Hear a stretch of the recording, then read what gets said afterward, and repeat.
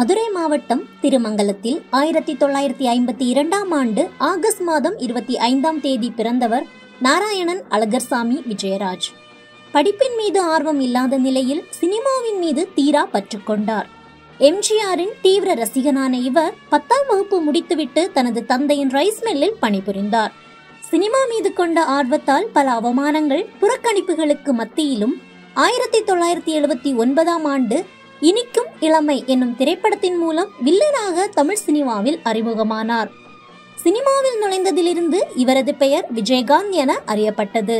Malaysia, Singapore போன்ற தமிழர்கள் அதிகம் வாழும் நாடுகளில் நட்சத்திர கலை விழாக்கள் நடத்தி நடிகர் சங்க கடனை வட்டியும் முதலுமாக அடைத்தார்.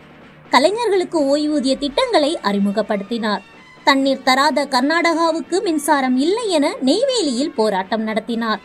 ஈழத்தமிழர்களுக்காக குரல் கொடுக்கவும் அவர்களுக்கு தேவையான உதவிகளையும் செய்து வந்தார். இதுவரை 150க்கும் மேற்பட்ட படங்களில் நடித்த இவர் கேப்டன் பிரபாகரன் என்னும் தனது 100வது படத்திற்கு பின் கேப்டன் என ரசிகர்களால் செல்லமாக அழைக்கப்பட்டார்.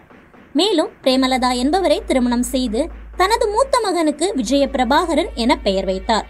தமிழீழ விடுதலை புலிகளின் தலைவர் பிரபாகரன் மீதும் ஈழத்தின் மீதும் தனக்கிருந்த பற்றின் காரணமாகவே இப்பெயரை சூட்டியுள்ளார். 2005ஆம் ஆண்டு செப்டம்பர் மாதம் 14ஆம் தேதி தேசிய முற்போக்கு திராவிட கழகம் என்னும் அரசியல் கட்சியை தொடங்கினார் விஜயகாந்த். 2006ஆம் ஆண்டு சட்டமன்ற தேர்தலில் 233 தொகுதிகளிலும் தனித்து போட்டியிட்டார்.